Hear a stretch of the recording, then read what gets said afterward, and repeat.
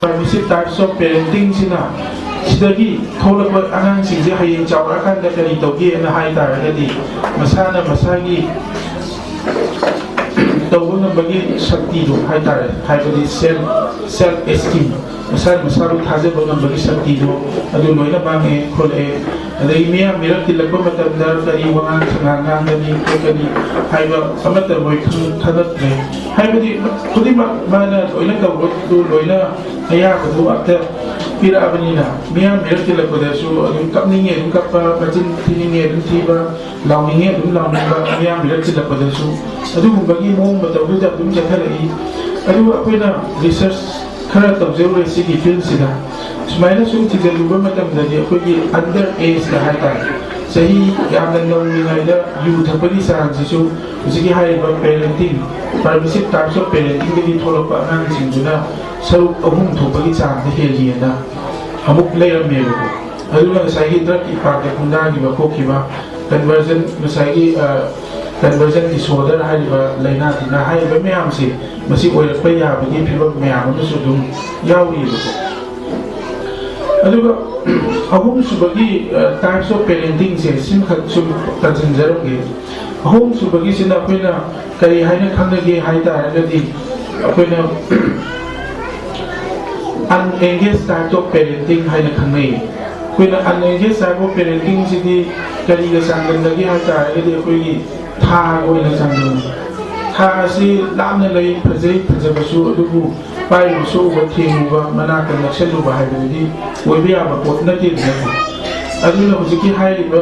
unengaged type of parenting se tha go ni chamdande ma ji leijei haibagi wani leite ba se mane aduna masigi imung da lei ba mo matau se matau ka maina tauge ana hai ta ga di mama papa do leijei haibagi wani macha do se ne bagi matam mo da leite magi oiba kuisu sai oiba problem kadi macha du school chat libra ko libra cha libra adugumba amata yengsanti o yengsan da badi wani adugu magi sai roti ka pra makan di adugu loina pi mo monda magi sana thakna ba ko na ba se na ba adugumba mayam koi da uninvolved bana hai sin macha du sungyeng yengsan ludre mana tawguda ba thabak mayam do amata tawudre adugu maram khara di le rambe ya kai aduh barang nama disoidana lerami kari ida macam pasal ini jadi mai nungan lagi minta ho adum pesatan karena mengong magi business karena mengongi business karena makalgi business atage na hai beta agadi akhoi ai pung marida haugatpa pung marida haugalakanda bazar sida naiga leidoine mois mama su mapas aduga akhoi moirangdagi na adugu matam hayu ma mata pidar mina ke dawre ma ko e de kai marani no anan do drak sa ba ko bagine class 9 ka ta hai do nan hai di yang jendre mama na ba ta yang jendre moi mari ka tani lai de adu duna sumaina an engge ta mo bisa ta la tum nei ba adu ba gi imu de gi thol ba ngang sing so de ko na an in for types of parenting na lo ka do is adu na sa natraga bedridden oiba anaba ma yawe na khalone parents kita aragana kana gumba mapado yu khaba mi mo oiro ai atalagi dum yu tha e na hai ta agadi mama du mapado yu tha ko mapado chena na bu kana ba dum matam dum put na bangmi na ba baru na bar mo raga macha do kari ta wi ha ba yin jin do so bagi factor me am su nei da ba na te ro aduna smaila unengaged type of parenting dagi tholak ba yoi khadi masa mathanda marum ko khode jabajagi afaba mi me am mo yi ba ko ki me am yaw adugu madudi negligible ne ko masing ki su yam na ti cha ma da 0.12 bagi cha do dum yaw bai wan ye lising da ma ko ba hai ta ni ko adugu bagi percentage le ko katani adugu mama ma yaw na di masa ma fa ba di ke do ma su fa ko da bani na jiki hai be hum degi tholo ba han sindo koi delinquency problem si hai be di chahi na ri ba chahi la ki ma kha de le ba han singna al oi ba singna commit to ba crime me am ma commit to ba di problem me am ma koi thengni pa me degi lum la bi so ke dum cha da dum le adu na singa sima chu dum ye pio ba koi any bazar ni area ma da ni khandi adu smaina angan pamsa pimsa me ama lengon na puta chapa kugi lai khau yan bisna ta adu bami me ama chapa thil na bani ayukta adu masi kai gino haida ga ma ba ni yin jin na thado ra ma ta ne an engage ba ta so parenting adu gi family ni thole ba na ta ni adu na moi se hayin chaw ga di masana masali barodom lepsa bagam da bakota ba adu ba me ama moire me ama mirati bagam dre aki ba hai basma loina raga dum lai fear hai basma adu ni tatan na loina raga dum lai supervision fazala ni kila tarokta bani na ko admaina tawi adu juvenile delinquency and hai bu masali crime ma commit to adu bagi adu na nongoi maru ku raga sepa nongoi maru yom ba angan ju dum yawi na sahi tra ma ya hai bu madu thole ni unengaged uninvolved types of parenting ne adu akoina mari subagi types of parenting si sida kaino ana hai taragani koina positive types of parenting haina khanai sigi positive types of parenting gadi kari tawrage ana hai taragani ma se koi tennis ball do ina sangdamne hai bedi tennis ball sidi mafam amadagi mafam mada songthok chongsin yaba hongdung sin yaba adu bagi mong mato udidana ko aduna haiba sigi positive types of parenting se pila tennis ball ga sangdamne sidati demanding haiba loina yawi monda yawda bedi nati demanding se nana du tawdoni na tawdoni tuition se tawni dai du padoni haiba me am se loin tawe adu soir pa khola pa tawtar gadi phuba chaiba haiba madi yawda sigi types of parenting se sai dominating types of parenting gadi soir gadi phui dana ko aduna phuba haibasima kemde yauge sigi koi positive types of parenting gadi phu se kai gino ana hai ta gadi koina phuba haibasi chanadre sei haibasi chanagidre aduna koi American countries kumba European countries kumba gadi moigi emergency call lai haibadi 192 kai haibani sina makanda ka parents so dum jail da thambagi phibam da lai ba moigi aduna chahi kai bangi bakha da lai ba anang sing se phuraga war ko phalakpa haibase mapan lamgi chakhatpa lamdagi loina thingre adu India gi da baktadi madu kuji bawgadi thingri aduga atopa haitare school corporate punishment haibadi madi koi chanabadi hawrena India gi state kudi matta haibadi chai masi 2006 dagi same gi badi aduna school corporate punishment na haibadi kari taw kadino haigadi chahi tai bangi makha da leba angang singdo ojana phuba yadaba haitare chaiba yadaba haitare adugubagi amadi dum leide ek koina chanare de ko aduga sai parents na phuba di sidi buji bawa ek ondri leidi leide aduga ate atopa adu masi kai gi da matak phuba ji yagi no haitare gadi phuraga koina pharakani na khanbadu phuraga angang lam heba pharakani na khandisi chairaga phena dum henjale aduga matam sang chatharakta gadi ning wakhal gi leina sina phena nam na dai haibagi koili research finding mayam ma leidu madu na bar ko yakanda phuba ha si chanadre aduna sigi positive types of parenting gadi macha loina base phudra ga su kamaina soil ko kola pa haibadi kamaina chuntoki haita gadi mari chun haibi sigi parents ai adu taw no haido sigi bayam sigi ni dugi ni adagi haibi se no ina haibi ba haita re ne ko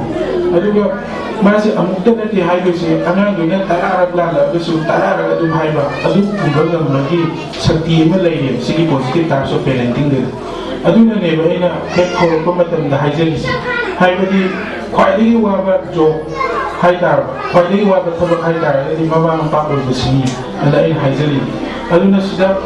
moi phumbagi mawta waina explanation ko ina present pibire adugi mathakta encouragement of sigi parents di haibadi machana kai gubat thaba matam na afaba thaba to matam na koina thadak wai hebi basi akoi gi parents ni makse macana lalakpa matam khapta ne ba koina phuba chaiba ko katawisi afaba thabam to matam dali anam bena thagat wai haina de ikari ni khangdi kai notawi ni khangdi haina da ni khangdi swai haide ba ko haibadi class 8 kare magi exam haide nagi report ta por ye haibadi ma maths 90 phange English 95 phange social studies 90 phange Hindi ma 50 phange nang Hindi da 50 phangi kai gino no ni sai doi ne Hindi da kai 50 phangi no nan aina tuition su fazana chanali khonali na ngasai 90 phangiba 95 phangiba mayam do madu loi ka kopi ba haida adu di ana du encouragement tawde adu na koina feedback pi basi si positive types of parenting da di afabado hana feedback pi ba o phare cha di yamsina phare sidai sida maths 95 phange 90 phange adu mathang da di hindi do matam kitang hena hadara kana hena khunda bhona si haibi ya ida ko adu bagi mawong da si types of parenting positive types of parenting da di adu ga masa na ngambagi chahi masagi chahi ga chana na tawuna bagi thabak ingam sinse si parents na encourage ogi aholle haibadi hoji chahi try do surba anang trong do surba anang kumu bali ki ba hita ba yawi adu kai dei mo hari mama na mapana dum to bira ga lakpa hai ma chahi trang wa sure na trong do sure na masagi khangau politike me am ku da to ko ha pe ai na ma chahi kai do sure trong do sure hai di hokula ka da masagi phamu ro sin jabe ai na hai bi sisu yai da ko du sum ba me am se ko na tam bi ba hai ta sigi positive types of parenting da di mama na papa na masagi hai do masagi sahi ga chana na to bum ba gi thaba inham me am se si loi na bo encourage ro ga tam bi adu ga moi wa ka tabi sidali hai bi phajina ni no na tabi hai ta nupa amak le hai bi ma se ma gi bacha se class ke no tam class 11 tam me bacha no ki class 11 tam lalu class 11 tam basi kamai to ge hai ni mai school sa khani school sa aga hala aga nipim masagi class 11 tam ba bacha nipim sa se sa dui ne masana sa bu ni na ni da hala ko si sa dui ni adu sa basi bapa yaw da li sa adu bapa si kalau headmaster wa school mana masa ni bi hala ni na ai basi masi da gasi da mayum da hala ko ni hala kan da masa ni bi mana sa ni da sa ni to isbo ai da duk chaw pro masa do bapa na indra da di sa ni ne lai ko adu gi mo do akwai sigi positive types of parenting da di tawta hai badi encouragement mai na to bi mai ji sahi ga chana na to bunga badawi thabak me am do loina bai na to holli mai na dum to holla kan da dum da adu ga independently work to holle moise adu gi mui work ta di le adu gi permita hai chawa ko matam do sigi hum ji gi tholok pa anang sina hai chawa ko matam da kari oi ra gi hai ta ra gi moi gi pai gi phaba nioi hai ba do sigi positive types of parenting lagi thoda pa nang sina koi na apeni research finding kara da thing na le cha da ba phudi hai ba positive types of parenting lagi thoda pa nang sina he na mai pai ko ni hai ji ba oi ko di ba me am ji mai na oi le self esteem yang na wangi lagi respect to self and others te to community sing da nam set behavior kasi kamai na utkan ko kan hai na ji ba me am se loi na khang hai di pum da ma to mama na ba na pi ga ege dum ta pi ra ba ni na loi na khang ye na ko adu na ma mo ra ka ga ning wa ka le na na ba da ni si i ta so parenting de ki thor ba nan sin da ni ama bo thing ni ni ko thing na tre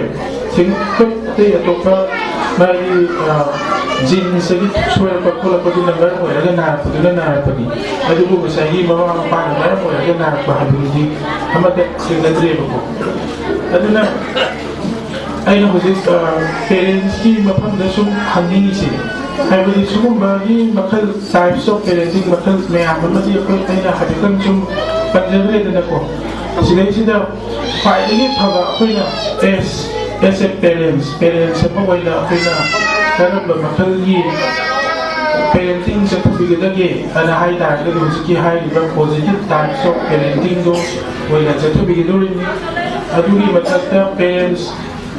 both parents ani ma chap ma na types of parenting sa tabi na ba masan having amana yang na permissive oi ba dei amana yang na positive oi ba adu oi na ri ana ni da confusion sa e kani to ka du no ha du moi khang ba nam de adu du na mama ba ani ma se chap ma na types of parenting se sa tabi do ne ba ko sigi warul khana sini aina thamjani se adu ga apni pe ba na ma sa me am sigi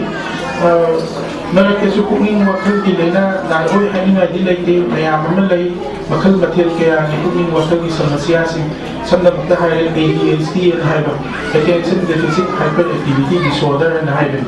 ꯁꯤ ꯑꯥꯔꯊꯗꯤ ꯊꯕꯛ ꯑꯃ ꯇꯧꯕꯗ ꯄꯨꯛꯅꯤꯡ ꯆꯪꯕ ꯉꯝꯗꯕ ꯀꯣꯏꯆꯦꯟ ꯆꯦꯜꯂꯒ ꯑꯗꯨꯝ ꯂꯩꯕ ꯀꯣꯏꯔꯥꯡ ꯂꯥꯡꯉꯒ ꯑꯗꯨꯝ ꯂꯩꯕ ꯑꯋꯥꯡ ꯏꯇꯥꯗ ꯇꯥꯕ ꯃꯤꯅ ꯋꯥ ꯉꯥꯡꯕꯁꯤ ꯃꯉꯣꯟꯗ ꯉꯥꯡꯒꯅꯤ ꯇꯥꯗꯕ ꯈꯣꯠꯇꯕ ꯁꯨꯃꯥꯏꯅ ꯇꯧꯕ ꯃꯌꯥꯝ ꯑꯃꯁꯨ ꯂꯩ ꯁꯨꯝꯕ ꯃꯌꯥꯝꯁꯤꯁꯨ ꯑꯩꯈꯣꯏꯅ ꯑꯦꯁꯦꯁꯃꯦꯟ ꯑꯗꯨꯝ ꯇꯧꯊꯣꯛꯄꯤꯕ ꯌꯥꯏ ꯑꯗꯒꯤ ꯑꯇꯩ ꯑꯇꯣꯞꯄ ꯑꯃꯅ ꯑꯩꯈꯣꯏꯅ IDD ꯑꯅ ꯍꯥꯏꯕ Intellectual and Developmental Disabilities ꯑꯅ ꯍꯥꯏꯔꯤꯁꯦ ꯃꯁꯥꯒꯤ ꯆꯍꯤꯒ ꯆꯥꯟꯅꯅ ꯋꯥꯈꯜ ꯈꯟꯕ ꯉꯝꯕꯒꯤ ꯁꯛꯇꯤꯗꯨ ꯂꯩꯔꯛꯇꯕ ꯍꯥꯏꯇꯥꯔꯦ IQ ꯑꯅ ꯍꯥꯏꯕꯗꯣ ꯑꯩꯈꯣꯏꯅ ꯕꯨꯙꯤ ꯂꯧꯁꯤꯡ ꯋꯥꯠꯄ ꯑꯅ ꯍꯥꯏꯕꯗꯣ ꯑꯗꯨꯒꯨꯝꯕꯒꯤ ꯄ꯭ꯔꯣꯕ꯭ꯂꯦꯝꯗꯨ ꯂꯩ ꯅꯠꯇ꯭ꯔꯒ ꯂꯩꯇꯦ ꯀꯥꯏꯅ ꯍꯥꯏꯕꯁꯦ ꯑꯗꯨꯝ ꯑꯩꯈꯣꯏꯅ ꯄꯤꯛꯏꯉꯩꯗꯒꯤꯁꯨ ꯑꯗꯨꯝ ꯂꯣꯏꯅ ꯌꯦꯡꯊꯣꯛꯄ ꯌꯥꯔꯦ ꯁꯤꯒꯤꯗꯃꯛꯇꯗꯤ ꯗꯤꯄꯥꯔꯠꯃꯦꯟ ꯑꯣꯐ ꯀ꯭ꯂꯤꯅꯤꯀꯦꯜ ꯁꯥꯏꯀꯣꯂꯣꯖꯤꯗ ꯂꯨꯄꯥ 10ꯒꯤ ꯇꯤꯀꯦꯠ ꯑꯃ ꯀꯥꯞꯄ ꯑꯗꯨꯝ ꯂꯣꯏꯅ ꯌꯦꯡꯕ ꯌꯥꯅꯤꯕꯀꯣ ꯍꯥꯏꯔꯤꯕ ꯃꯌꯥꯝꯁꯦ ꯑꯉꯥꯡ ꯑꯣꯏꯕꯁꯤꯡꯗ ꯑꯗꯒꯤ ꯑꯇꯣꯞꯄ ꯑꯃꯅ Oppositional Defiant Disorder ꯑꯅ ꯍꯥꯏ ꯁꯨꯝꯕꯒꯤ ꯑꯅꯥꯕꯁꯤꯅ ꯃꯇꯧ ꯀꯔꯝꯅ ꯇꯧꯒꯦꯅ ꯍꯥꯏ ꯇꯥꯔꯒꯗꯤ ꯑꯩꯈꯣꯏꯅ ꯍꯥꯏꯔꯤꯕ ꯈꯣꯠꯂꯤꯕ ꯈꯨꯗꯤꯡꯃꯛꯁꯦ ꯃꯗꯨꯒꯤ ꯑꯣꯟꯅ ꯇꯩꯅꯕꯗ ꯑꯗꯨꯝ ꯇꯧꯔꯒ ꯑꯗꯨꯝ ꯂꯩꯕ ꯍꯥꯏꯇꯥꯔꯦ ꯑꯗꯒꯤ ꯃꯗꯨꯕꯨꯗꯤ ꯑꯩꯈꯣꯏꯅ ODD ꯍꯥꯏꯅ ꯈꯪꯅꯔꯤꯁꯤꯅ ꯑꯗꯩ ꯑꯇꯩ ꯑꯇꯣꯞꯄ ꯈꯔꯅ Learning Disabilities ꯍꯥꯏꯅ ꯑꯃꯁꯨ ꯂꯩ ꯍꯥꯏꯕꯗꯤ ꯑꯩꯈꯣꯏ ꯄꯦꯔꯦꯟꯁ ꯃꯌꯥꯝꯁꯨ ꯑꯣꯖꯥ ꯃꯌꯥꯝꯁꯨ ꯑꯩꯈꯣꯏꯒꯤ ꯀꯩꯅꯣꯒꯨꯝꯕ ꯇꯥꯔꯦ ꯖꯃꯤꯟꯕꯔ ꯌꯦꯡꯕꯤꯔꯝꯕꯅꯤ ꯑꯗꯨ ꯑꯩꯈꯣꯏꯒꯤ ꯑꯃꯤꯔ ꯈꯥꯟꯒꯤ ꯁꯤꯅꯦꯃꯥꯗ ꯑꯩꯈꯣꯏ ꯑꯉꯥꯡ ꯅꯨꯄꯥ ꯃꯆꯥ ꯑꯃ ꯌꯥꯎꯏꯗꯅ ꯑꯗꯩꯗꯨꯗ ꯌꯥꯎꯔꯤꯕ ꯃꯥꯅ ꯅꯥꯔꯤꯕ ꯑꯅꯥꯕꯗꯣ ꯑꯩꯈꯣꯏꯅ Dyslexia ꯑꯅ ꯍꯥꯏꯌꯦꯕꯀꯣ Dyslexia ꯑꯅ ꯍꯥꯏꯔꯤꯁꯦ ꯀꯔꯤꯅꯣ ꯍꯥꯏ ꯇꯥꯔꯒꯗꯤ ꯑꯩꯈꯣꯏꯅ Reading Disorder ꯑꯅ ꯍꯥꯏꯕꯅꯤ ꯑꯗꯨꯅ ꯁꯤꯗꯩꯁꯤꯗ Reading Disorderꯁꯦ Learning Disabilityꯒꯤ ꯃꯈꯥꯗ ꯆꯜꯂꯤꯅꯦꯕ ꯑꯗꯨꯅ ꯃꯥꯅ ꯁ꯭ꯀꯨꯜꯗ ꯍꯜꯂꯛꯄ ꯃꯇꯝꯗ ꯕꯣꯜꯗꯨ ꯃꯃꯥꯟꯅꯕ ꯃꯌꯥꯝ ꯕꯣꯜ ꯁꯥꯟꯅꯔꯝꯃꯤꯗꯅ ꯑꯗꯩꯗꯨꯗ ꯕꯣꯜꯗꯨ ꯃꯥꯏ ꯀꯥꯎꯔꯛꯄꯗ ꯃꯥꯏ ꯃꯅꯥꯛꯇ ꯇꯥꯔꯦ ꯃꯥꯏ ꯃꯅꯥꯛꯇ ꯇꯥꯔꯒ ꯕꯣꯜꯗꯨ ꯄꯤꯔꯛꯎ ꯀꯥꯏꯅ ꯃꯣꯏꯅ ꯍꯥꯏꯗꯅ ꯑꯉꯥꯡ ꯃꯌꯥꯝꯗꯨꯅ ꯄꯤꯕ ꯃꯇꯝꯗ ꯃꯥꯗꯤ ꯃꯉꯣꯟꯗ ꯂꯪꯖꯔꯤꯅꯦꯕ ꯂꯪꯉꯀꯥꯟꯗꯁꯨ ꯑꯣꯟꯅ ꯇꯩꯅꯕ ꯗꯤꯔꯦꯛꯁꯟꯗꯒ ꯂꯪꯈꯤꯗꯅ ꯃꯗꯨ ꯀꯩꯒꯤꯅꯣ ꯍꯥꯏ ꯇꯥꯔꯒꯗꯤ ꯃꯣꯏꯁꯦ ꯗꯤꯔꯦꯛꯁꯟ ꯑꯥꯏꯗꯦꯟꯇꯤꯐꯥꯏ ꯇꯧꯕ ꯉꯝꯗꯦꯕ मादी तसेंना येत लंगदोंगी ओइद लंगदोंगी हाइबसे मा खंगदबगिनेब मादी येत लंगिने लेरिनेब अदु ओइद चटपगी वान अदुगुबगी प्रॉब्लम लर्निंग डिसेबिलिटीज एंड हाइबसे सिसु अदुम अखोइना असेसमेंट तौबि याय कोइ लेवल अनि लै कोइ लेवल 1 लेवल 2 ना मदा डॉक्टर बु हनहना थागचरी अनि सुबा वंगाम लोय ओइना इकाय खुनजरीबा डॉक्टर इरोम केसोजी पैडियाट्रिक डॉक्टर बु वही खरदंग थमिलाबा ऑप्शनजरी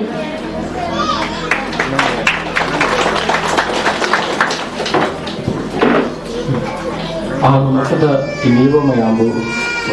अइना इकाय खुना बोलचे आई पीडियाट्रिक डॉक्टर से आई अपने डॉक्टर के आई असेमदी पीडियाट्रिक सर्जन नि आई आगांगी अना एक मयाम द ऑपरेशन ग दका तारगा करेक्ट तो याबो मयाम द डील तो कनुने डॉक्टर नि